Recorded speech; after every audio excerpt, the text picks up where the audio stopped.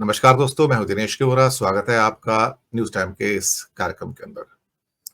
दोस्तों, बात करेंगे आज भारत के कई राज्यों में बिगड़ती हुई स्थितियों की। खासतौर से कश्मीर तो बटा हुआ था, लेकिन आतंकवाद घाटी से निकल के जम्मू रीजन में आ गया। 3 दिन में 3 घटनाएं। पहली घटना में करीब 10 तीर्थयात्री मारे गए। दूसरी घटना में एक सीआरपीएफ का जवान भी मारा गया, और जो तीसरी घटना हुई है उसमें आर्म फोर्सेस के करीब 6 जवान बुरी तरह से घायल हो चुके हैं, हॉस्पिटल में हैं। ईश्वर से प्रार्थना करेंगे कि वो जल्दी रिकवर हो जाएं। लगातार घटनाएं हो रही हैं, लगातार हमले किए जा रहे हैं, और एक नया ट्रेंड देखने को आया कि वापस से सिविलियंस के ऊपर अटैक शुरू हो गए हैं।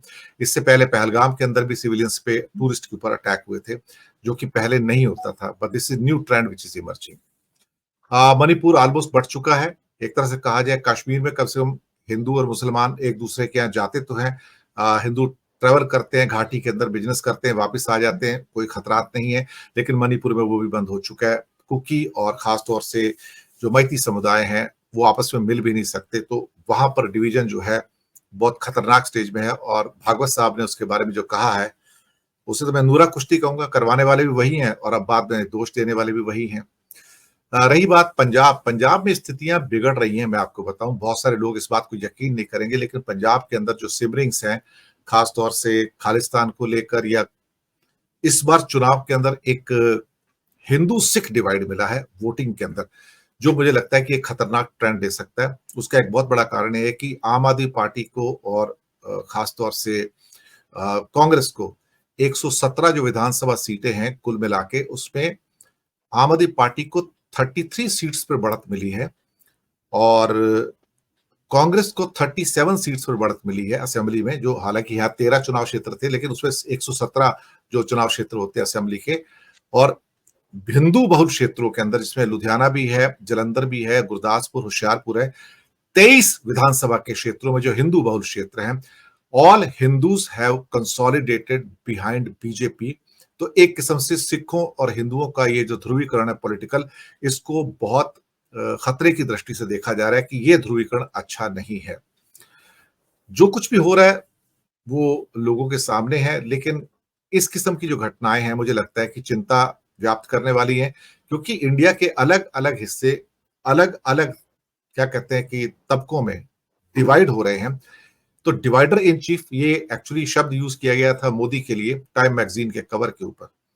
लेकिन इन घावों को भरने की कोई कोशिश नहीं की जाती, बल्कि इनको और ज्यादा सुलगाया जाता है। और लगातार मोदी जी ने चुनाव भाषणों के अंदर जो मुसलमानों के खिलाफ जो अटैक किया, और वहां से जो उनकी घृणा, घृणा तो पहले से है, लेकिन वहां से जो घृणा को कंसोलिडेट किया गया, और एक बार फिर से साबित कर दिया कि 71 या 72 जो मिनिस्टर्स आए हैं, एक भी उसमें मुसलमान नहीं है। शायद ये चैलेंज है कि मैं मुसलमानों को नहीं लूंगा, तुम्हें जो करना है कर लो। बल्कि हमारे तो कुछ मुसलमान मित्र कह रहे हैं कि हम कहाँ जाए अल्टीमेटली, क्या हिंद महासागर में डूब मरे या बंगाल की खाड़ी में डूब मरे? अल्टीमेटली बताइए, हम 20 करोड़ कहाँ जाए अगर हम कुछ भी नहीं है, और हमारी औकात इस देश में कुछ नहीं है। आप रिप्रेजेंटेशन की बात छोड़िए, आप हमें रेस्पेक्ट भी नहीं देते हैं, तो फिर हम क्या करें? तो इस ढंग से जब तबकों में आपका मुल्क तकसीम हो जाता है, बट जाता है, तो मुल्क तरक्की कैसे करेगा? ये विषय है आज का हमारा। और इसके अलावा जो राजनीतिक परिदृश्य निकल कर आ रहा है, वो कोई बहुत ज्यादा एनकरेजिंग नहीं है। कल हमारा एक एपिसोड आया था दर्शक मित्रों, खासतौर से इकोनॉमी के ऊपर, जिसमें मैंने कहा था कि महंगाई का बम फूटने जा रहा है, तैयार रहिए। दूध के दाम बढ़ चुके हैं, टोल टैक्स के दाम बढ़ चुके हैं, मोबाइल के रेट इसी महीने 25% बढ़ने जा रहे हैं। इसके अलावा जो टीवी चैनल्स के रेट होते हैं केबल के, 20% रेट इसी महीने बढ़ रहे हैं। नया बजट भी आ रहा है। खाने के तेल के दाम पिछले 3 महीने में इंपोर्ट प्राइस बढ़ने के कारण 15% इंक्रीज हुए। गेहूं के दाम पिछले 3 महीने के अंदर 6% बढ़े हैं। सीरियल्स यानी कि अनाज के दाम करीब करीब 10 से 12% बढ़े हैं। इसके अलावा जो स्पाइसेस हैं, स्पाइसेस जिसको आप खरीदते हैं, हल्दी तेल, हल्दी और मिर्च और बाकी मसाले, 27% दाम बढ़े हैं एक साल में, जो कि अस्टाउंडिंग राइज है। शायद हम लोग उस बाइट को पहचान नहीं पा रहे हैं। इसके अलावा हमारे बच्चों की स्कूल की फीस हो, बच्चों की ट्रांसपोर्टेशन हो, आपका मेट्रो का, आपका बस का, आपके रेल के खर्चे हो या हवाई जहाज के हो, या इसके अलावा आपके चाय खरीदने का खर्चा हो, दूध खरीदने का खर्चा हो, हर चीज के खर्चे बढ़े हैं। मेडिकल कंसल्टेशन की जो खर्चे हैं वो बढ़ गए हैं। इवन प्लम्बर, कारपेंटर, और साथ में जो आपके क्या कहते हैं, जो लेबरर्स होते हैं, इलेक्ट्रिशियंस होते हैं, जो आपके घर में रोज आते हैं, उनकी भी फी बढ़ चुकी है। एक तरह से everybody is biting you, but एक चीज नहीं बढ़ रही है, वो है आपकी इनकम। ये एपिसोड जरूर देखिएगा, कल हमारे चैनल पर आया था और काफी वायरल हुआ इस टाइम। मैं बातचीत करूंगा आज के डिवाइडर इन चीफ परिदृश्य के ऊपर। हमारे मेहमान जो आज हमारे साथ हैं, मीनू जैन जी हैं, अनिल सिन्हा जी हैं, ओम सैनी जी, आप सबका बहुत बहुत स्वागत है। और शायद इस बीच में डॉक्टर शुजात अली भी हमारे साथ जुड़ गए हैं, तो डॉक्टर अली आपका भी बहुत बहुत स्वागत है। मीनू जैन जी, मैंने सारा परिदृश्य दिया है, डबल वहमी है। एक तरफ तो देश बट रहा है, आग लगी हुई है, और शायद ऐसा लगता है कि अभी बहुत जल्दी जो हमारा बजट आने जा रहा है, ये आपके खास तौर से क्या कहते हैं कि और आपके शायद बजट में कटौती करने जा रहा है, आपसे और टैक्सेस वसूलने जा रहा है, और दोनों तरफ से चोट है। यानी कि सरकार तो ठीक है, अब इनकी बन गई है, लेकिन शायद ऐसा लगता है कि इनके दिल में कोई हमदर्दी नहीं है किसी के लिए, ना किसी वर्ग विशेष के लिए, ना किसी धर्म के लिए, ना जाति के लिए। इन्हें सिर्फ सत्ता चाहिए, हर कीमत पर सत्ता चाहिए। मीनू जैन जी। जी, देखिए, कायदे से तो सिलेंडर के भाव सबसे पहले नीचे आने चाहिए थे, क्योंकि ये सिलेंडर का जो भाव है ये पूरे चुनावी मुद्दे में छाया रहा। हर एक नेता की स्पीच में महिलाओं को मुखातिब होकर हर नेता ने सिलेंडर के भाव की चर्चा की और बताया, कंपैरिजन हुआ यूपीए के समय में कितना था और आज कितना है। तो मोदी जी ने उस तरफ ध्यान बिल्कुल नहीं दिया, क्योंकि इकोनॉमी की तरफ उनका ध्यान वैसे भी नहीं है। वो थोड़े कॉस्मेटिक चेंजेस में कि परिवार का, मोदी जी का परिवार हटा दीजिए अपने अपने नाम के साथ जो लगाया हुआ है, या आप संविधान का सिर माथे से लगा लीजिए। इस तरीके के जो मतलब दिखावटी चीजें, उनमें वो ज्यादा इंटरेस्टेड है, बजाय कि रियल इश्यूज को एड्रेस करे। देखिए, जो इस वक्त इस चुनाव में अन्य बातों के अलावा सबसे बड़ी बात ये रही कि महंगाई और बेरोजगारी का मुद्दा सबसे अहम रहा, और विपक्ष ने खूब बढ़ चढ़ के और जोर शोर से उठाया। तो वो मुद्दा मोदी जी ने अभी तक उनकी प्रायोरिटी में है ही नहीं। आपको कहीं सुनाई दिया कि किसी का, आप उल्टे आप बता रहे हैं जो अभी की ये चीज के भाव और बढ़ने वाले हैं। तो बजाय भावों को कंट्रोल करने में, ताकि सबसे पहले राहत मिले, लगे कि हाँ आप कुछ बदले हैं, आपका जो खून में व्यापार है उसमें व्यापार का जो हिस्सा है वो थोड़ा कम हुआ है, व्यापार की मात्रा थोड़ी कम हुई है। आपको ये बताना चाहिए था कि मैं व्यापारी नहीं, मैं इस देश का नेता हूँ, नेतृत्व कर रहा हूँ इस देश का, और देश की भलाई के लिए, जनता की भलाई के लिए काम करने आया हूँ। लेकिन उसके बजाय उनका अपना अपना अलग एजेंडा चल रहा है, क्योंकि उनके सामने एक ऐसी अजीबोगरीब स्थिति पैदा हो गई है जो उन्होंने आज तक के राजनीतिक जीवन में कभी कल्पना ही नहीं की थी। आज गठबंधन की सरकार वो चला रहे हैं, उसमें पहले तो वो विपक्ष का एक काम था, उन्हें विपक्ष के कान किस तरह उमेटूं, वो उमेटते रहते थे। अब जो साथ में हैं उनके साथ कैसे निपटे? कान उमेटे तो वो भाग जाएंगे, और अगर ऐसे ही छोड़ दे तो मोदी जी को लूट ले जाएंगे। तो वो एक उनके लिए बड़ा मुश्किल एक सिचुएशन उनके लिए जो पैदा हुई है। हो सकता है कि काफी टेंशन में, स्ट्रेस बहुत होगा मोदी जी को आजकल, क्योंकि जो स्मूथ सेलिंग चल रही थी, उनकी नाव चल रही थी, आराम से बह रही थी आराम से, तो वो उसमें एक बहुत बड़ा एक टर्बुलेंस है पानी में, जो समंदर के पानी में जो है वो काफी टर्बुलेंस है, और नैया में जो हिचकोले खा रही है और खाएगी, आगे और भी खाएगी अभी।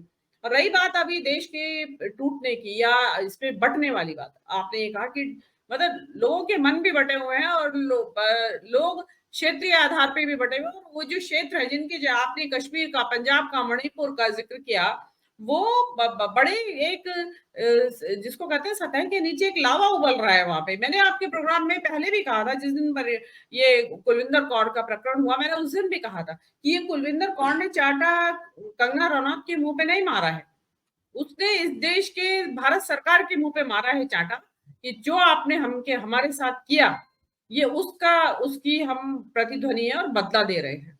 वहां से जो दो व्यक्ति जीते हैं जेल में बैठे हुए, एक व्यक्ति जो जेल में बैठा है अलगाववादी है, विचारधारा रखता है, और एक बेअंत सिंह का पोता, तो वो उनकी जीत बताती है कि वहां बहुत कुछ उबल रहा है सतह के नीचे, जिसको कि सरकार या तो देखना नहीं चाहती या देख के भी इग्नोर कर रही है।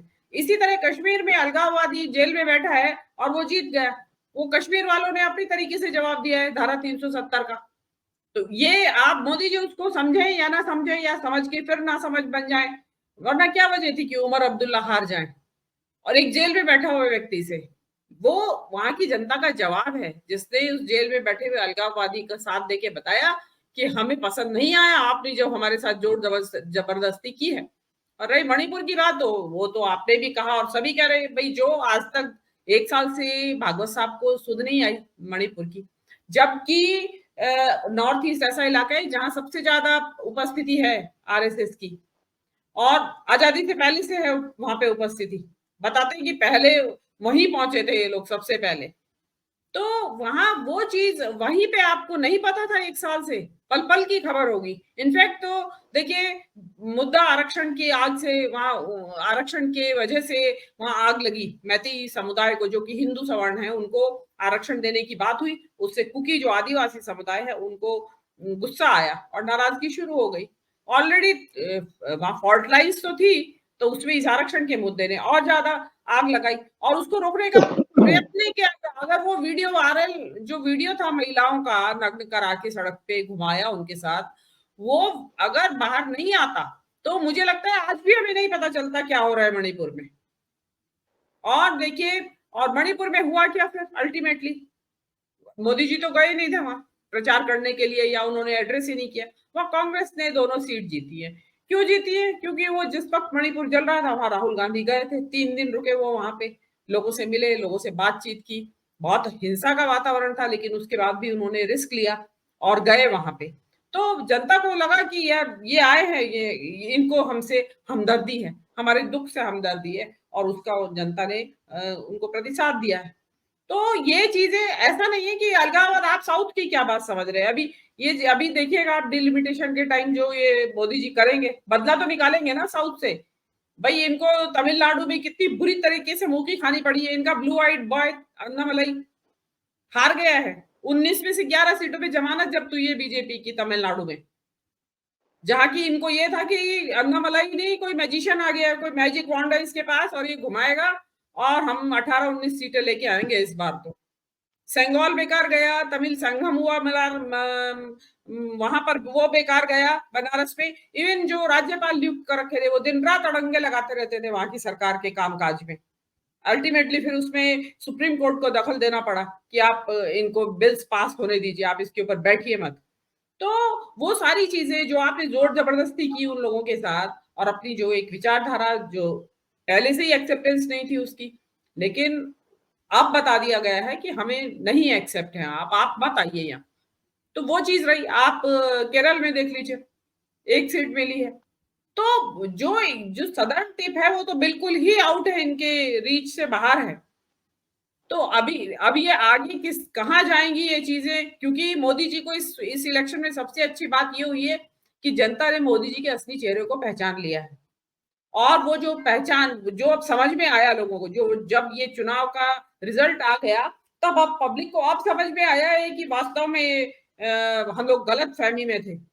है कुछ और ये व्यक्ति, जो व्यक्ति अपनी कॉन्स्टिट्यूएंसी में, जो प्रधानमंत्री, विश्व गुरु और 5वीं अर्थव्यवस्था बनाने वाला देश को, वो हारते हारते बचा है अपनी कॉन्स्टिट्यूएंसी में। 1.5 लाख वोटों से जीत रहा है वो गोल, जहां 10 लाख वोटों से आपका टारगेट था।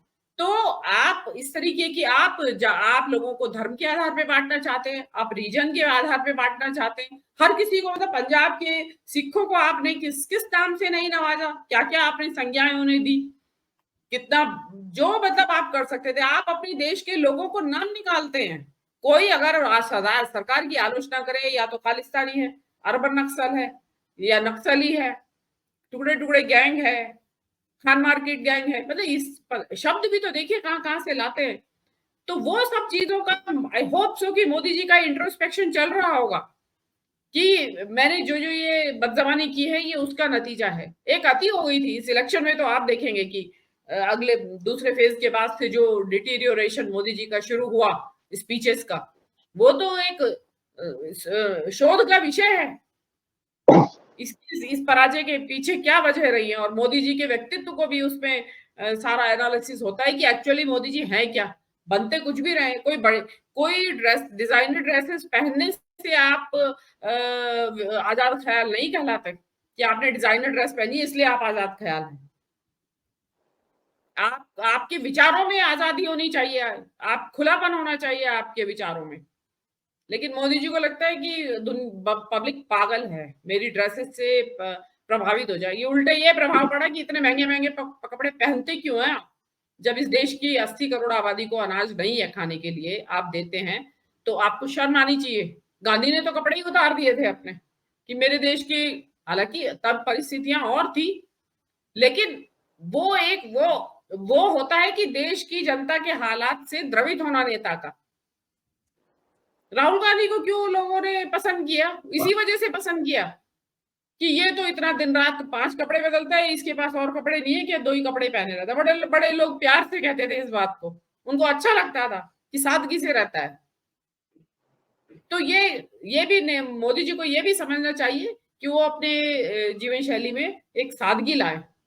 बहुत सारे कोर्स करेक्शन की उनको जरूरत है, लेकिन अब क्या करेंगे, वो कहते हैं ना, वो क्या, वो खाक मोमिन होंगे, कुछ ऐसा, कुछ एक शेर है कि भाई इस उम्र में अब कि आप लोग बता सकते हैं जी, कि तो अब क्या हो, अब क्या सुधरेंगे। तो उनका तो कट गई है, मजा, खूब मजा लूटा, ऐश करा उन्होंने तो ना जी, घर की जिम्मेदारी, ना बाहर की जिम्मेदारी, ना देश की जिम्मेदारी, ऐश ही ऐश। तो ऐसा जी, जीवन तो सबको मिले। जी जी। दिनेश जी। बहुत-बहुत धन्यवाद। मुझे लगता है शुजात